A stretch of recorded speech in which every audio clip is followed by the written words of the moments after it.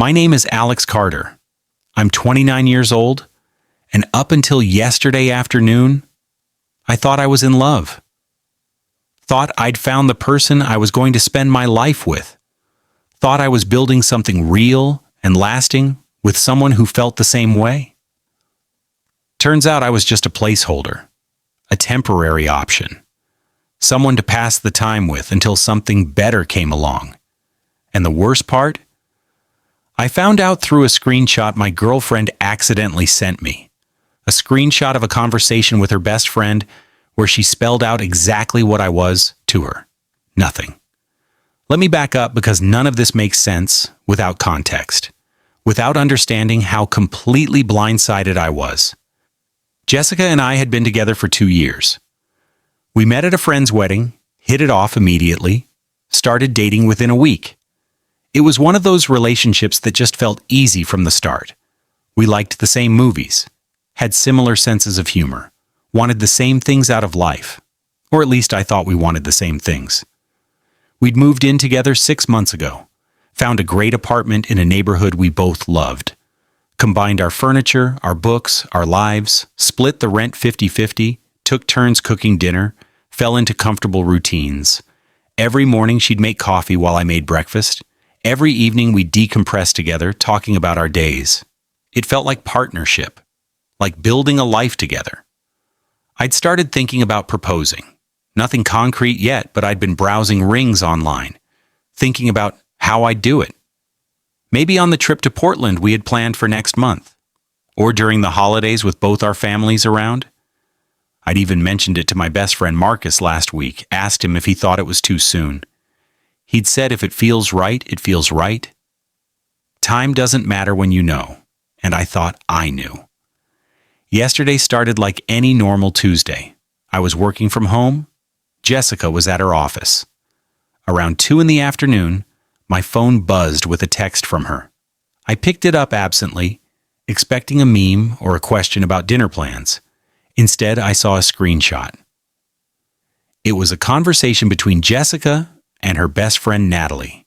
Text messages, the blue and gray bubbles clearly visible. And at the top of the screenshot, I could see Natalie had asked Jessica something about me. The question was cut off in the screenshot, but Jessica's response was fully visible. 3 messages sent one after another.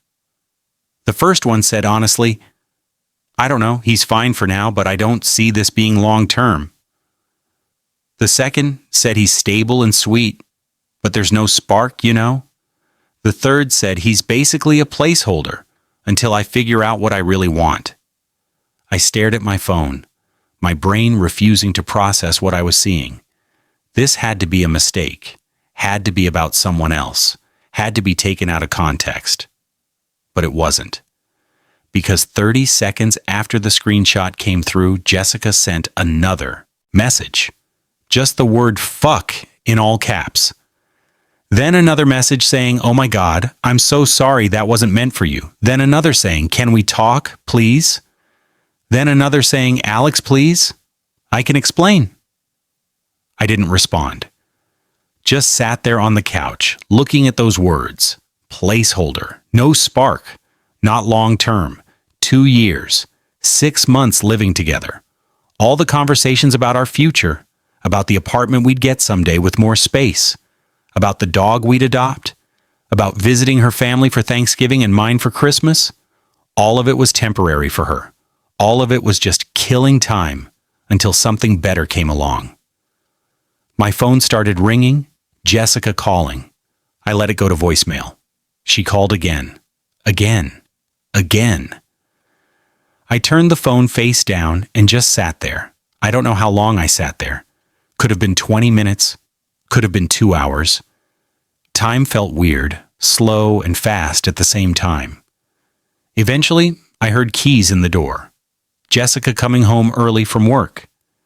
She came in calling my name, asking if I was there. Her voice had that edge of panic in it. I was still on the couch. She saw me, and her face crumpled. She started crying immediately, which almost made me laugh. She was crying. She'd just told her friend I was a temporary placeholder and she was the one crying. She sat down next to me, tried to take my hand. I pulled away. She said we needed to talk about this. Said it wasn't what it looked like. Said I was taking it out of context. I asked what context would make it okay. What context made it acceptable to tell your best friend that your boyfriend of 2 years, the person you live with, is just a placeholder? She said she didn't mean it like that.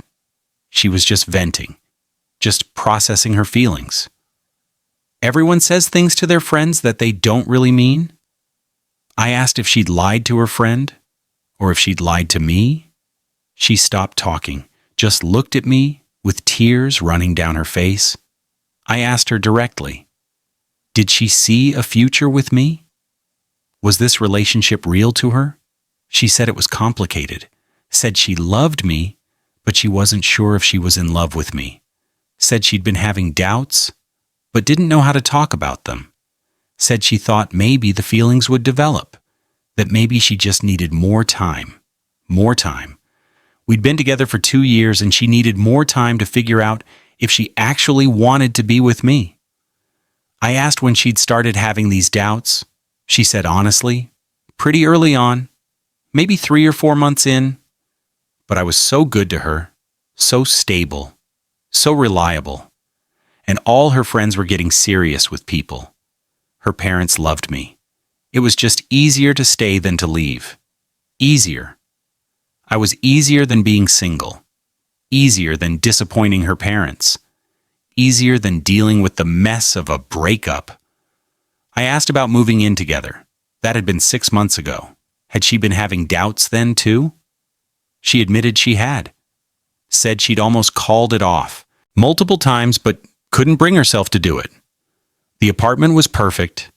The timing was right. Everyone expected them to take that next step, so she did. Not because she wanted to build a life with me, but because it was what was expected, what was convenient. I asked if she'd been looking for someone else, if there was someone specific she was interested in. She swore there wasn't. Said she'd never cheated, never even gotten close. But she'd been keeping her options open, going to happy hours with coworkers, saying yes when guys asked for her number. Nothing had happened, she insisted, but she wanted to be ready if something did. I felt sick, physically sick. This woman I'd been planning a future with had been keeping 1 foot out the door our entire relationship, had been treating me like a backup plan while waiting for her real life to start. I asked why she'd stayed if she felt this way. Why string me along for 2 years? Why move in with me if she didn't see a future? She said she kept thinking her feelings would change, that one day she'd wake up and be sure. That the doubts would go away and she'd be all in. And I was good to her. I treated her well, made her happy in a lot of ways. It wasn't that she didn't care about me, she said. It was just that she didn't know if I was the one. After 2 years, after moving in together, after meeting each other's families and building shared routines and talking about dogs and holidays and futures, she still didn't know. I told her I needed her to leave, to pack a bag and stay with Natalie or her parents or anyone else. But I needed her out of the apartment. She started crying harder, said we should talk about this, work through it. She'd been wrong to say those things to Natalie, wrong to have doubts, but we could fix this if we tried. I asked her if she loved me, really loved me, was in love with me, and wanted to build a life with me. She hesitated, just for a second. But that second told me everything. She said she wanted to want that. Said maybe with time and therapy, we could get there. I told her again to pack a bag and leave. She did. Went into the bedroom and I could hear her crying while she threw clothes into her overnight bag. Came back out 20 minutes later, mascara running down her face, bag over her shoulder. She tried to hug me. I stood completely still until she let go.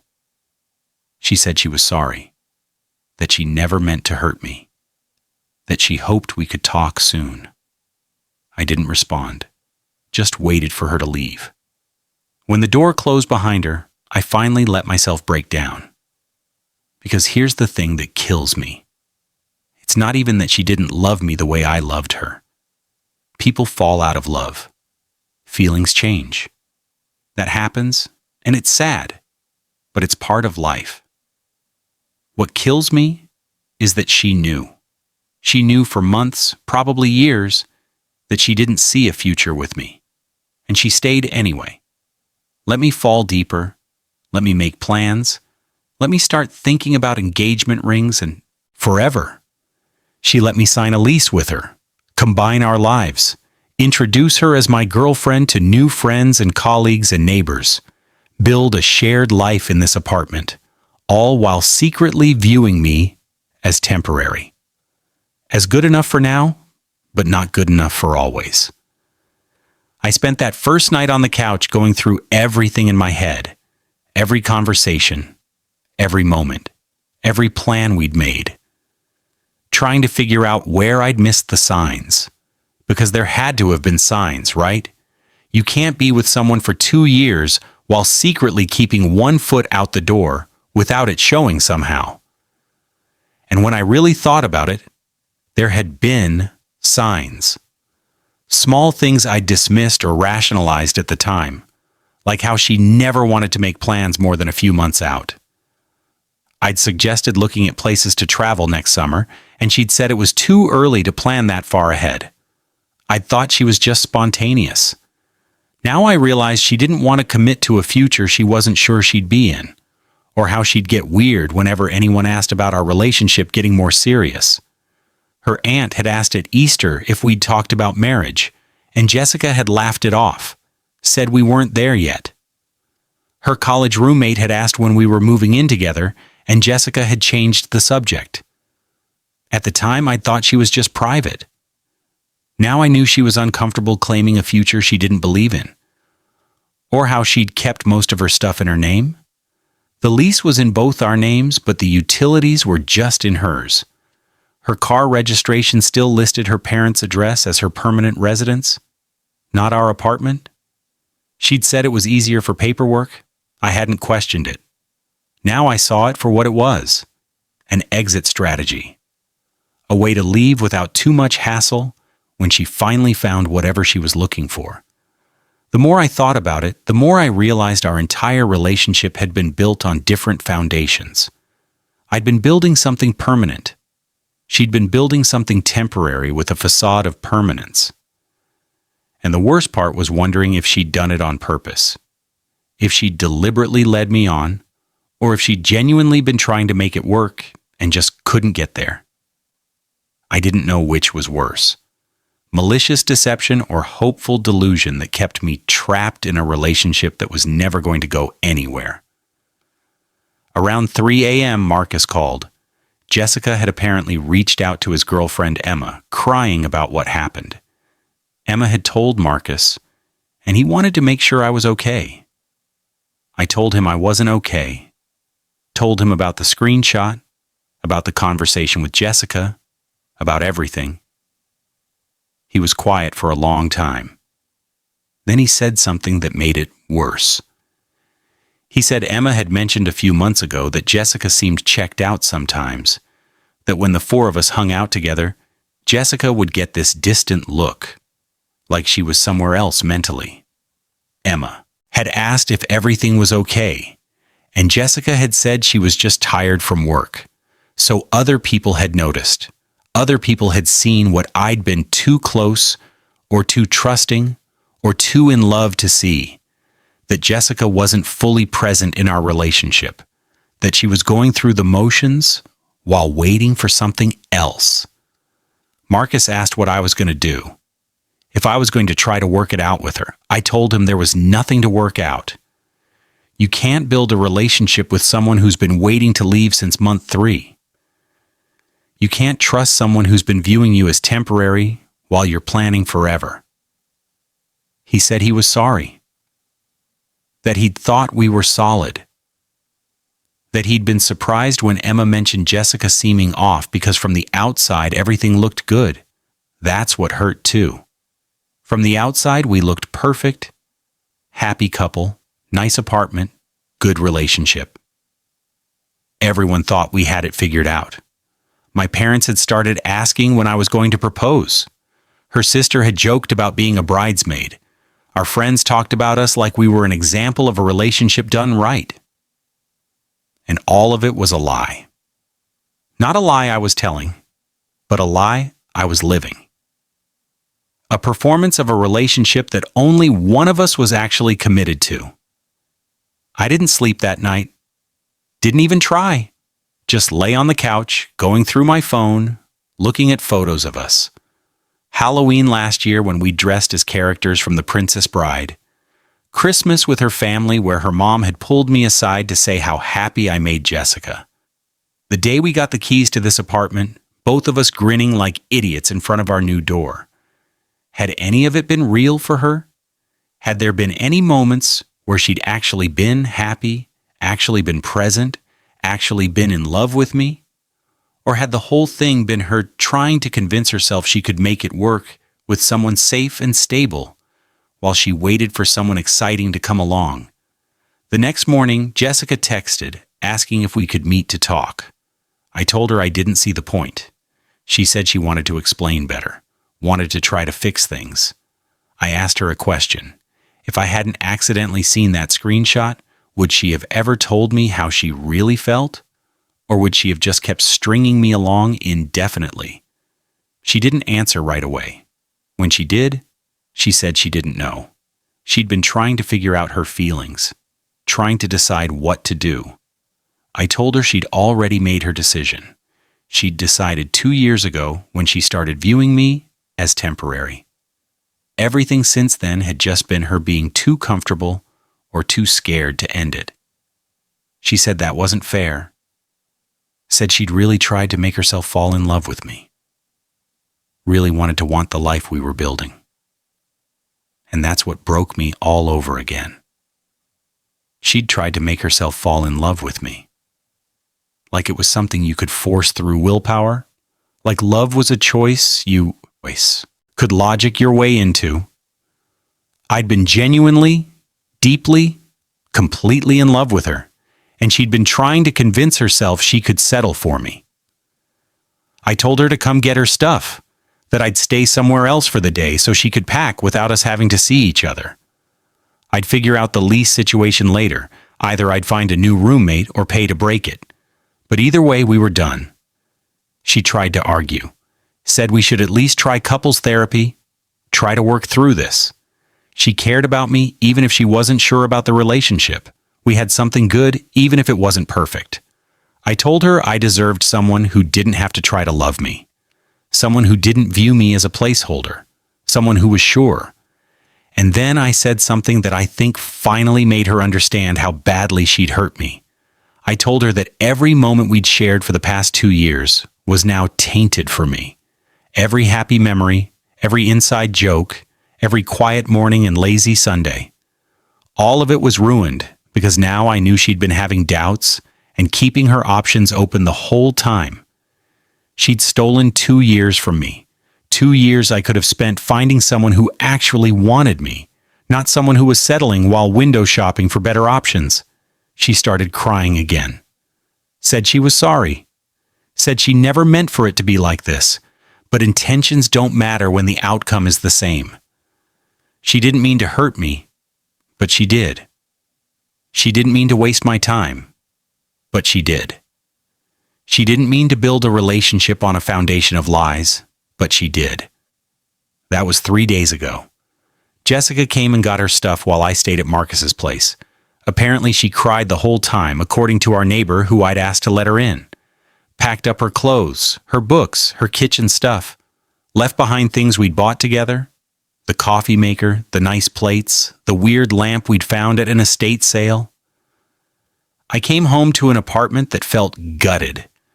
Not just because her stuff was gone, but because the space itself felt different. Like it had been revealed as temporary all along. Just a place we were coexisting in. Not a home we were building together. There was a note on the counter. Long, handwritten, tear-stained based on the smudges. She said she was sorry. that she'd been confused and scared and didn't know how to handle her own feelings, that I'd been the best boyfriend she'd ever had, and she genuinely cared about me, that she hoped someday I could forgive her. She said she'd been unfair to both of us. Unfair to me by staying when she wasn't sure. Unfair to herself by trying to force feelings that apparently weren't there. She said she thought she could make herself be in love with me because I was everything she should want. Stable, kind, reliable, caring. But she'd realized that checking boxes isn't the same as having a spark. She ended the note by saying she hoped I'd find someone who loved me the way I deserved to be. Loved. Someone who was sure from the start, someone who didn't have to convince themselves. I read that note about 50 times, each time finding new ways it made me angry. Because here's the thing, I don't want someone else. I wanted her. I'd chosen her. 2 years ago, I'd chosen her and I'd kept choosing her every single day since. Through good days and bad days and boring ordinary days, I'd been sure. And she'd been shopping around. I talked to my therapist yesterday. Emergency session because I was spiraling pretty hard. She asked me if there had really been no signs, if I'd truly been completely blindsided. I told her about the things I'd noticed in retrospect, the reluctance to make long-term plans, the weird behavior when people asked about our future, the way she'd kept one foot out the door logistically. My therapist asked if I'd noticed those things at the time. I admitted I had, but I'd rationalized them. Told myself everyone moves at their own pace, that not everyone likes to plan far ahead, that it was normal to be a little scared of commitment. She asked me why I'd rationalize them instead of addressing them. And that's when I realized something painful. I'd seen the signs. On some level, I'd known something was off. But I'd ignored it because I didn't want to know, because knowing would mean dealing with it, and I wasn't ready to deal with it. I'd been so in love, so committed to making it work, that I'd ignored my own instincts telling me something wasn't right. My therapist said that's called willful blindness. When we choose not to see something because seeing it would require action we're not ready to take. So maybe Jessica wasn't the only one lying. Maybe I'd been lying to myself too, pretending everything was fine when deep down I knew it wasn't.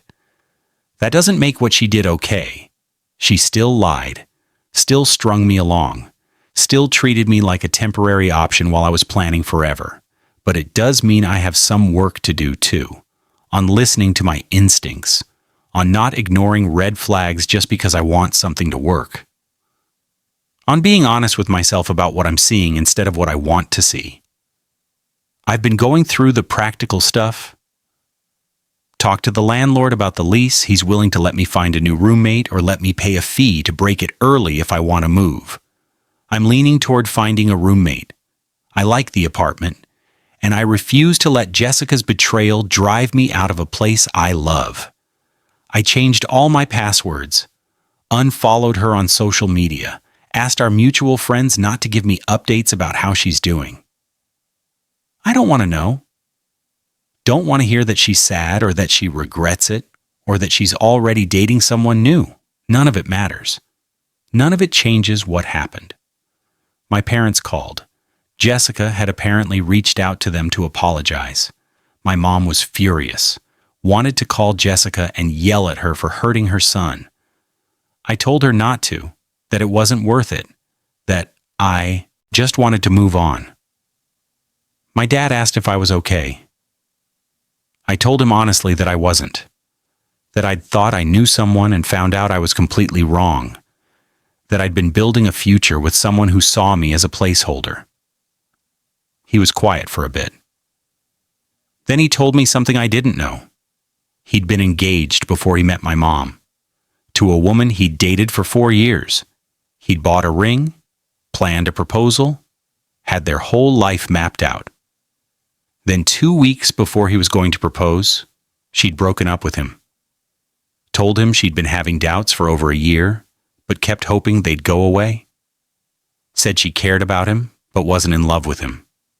He said it had destroyed him at the time. 4 years felt like forever. He'd thought he knew her, thought they were building something real. But 6 months later, he'd met my mom, and he'd known within weeks that what he'd felt before wasn't real love.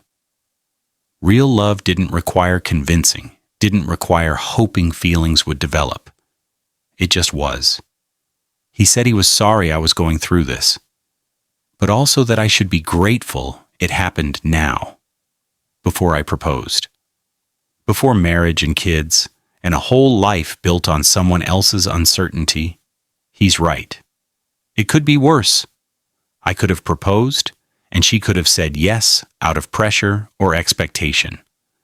We could have gotten married, had kids, built an even more complicated life together before she finally admitted she'd never been sure. At least I found out now. At least I only wasted 2 years instead of 20. But it still hurts. Still feels like betrayal. Still makes me question everything I thought I knew about love and relationships and my own judgment. Marcus came over last night with pizza and beer. We didn't talk much about Jessica. Just hung out like we used to before I was in a serious relationship. Played video games, watched basketball. Normal stuff. At one point he said something that helped, though. He said Jessica did me a favor. Not intentionally, but she did. She showed me exactly what I don't want in a relationship. I don't want someone who has to convince themselves to love me. I don't want someone who views me as temporary while I'm planning permanent. I don't want someone who keeps one foot out the door just in case something better comes along. I want someone who's sure. Someone who chooses me and keeps choosing me. Someone who's building the same future I'm building. Not just going along with it while secretly waiting to leave. Jessica wasn't that person, and now I know that. Now I can move on and find someone who is. It still hurts. I'm still angry. I still wake up sometimes forgetting we broke up and reaching for her side of the bed before remembering it's empty. But I'm also relieved. Relieved I found out before I proposed. Relieved I didn't waste more years on someone who wasn't sure about me. Relieved that I have the chance to find something real instead of something pretend. The screenshot was an accident. Jessica didn't mean to send it to me. But in a way, it was the best thing she could have done, because it showed me the truth, showed me what she really thought, showed me that what I thought we had was one-sided. And now I know. Now I can move forward. Now I can heal and grow, and eventually find someone who doesn't have to try to love me. Someone who just does.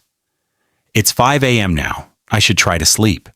Have to work in a few hours, and I've barely slept in 3 days. But I wanted to write this all down. Get it out of my head. Make sense of it somehow.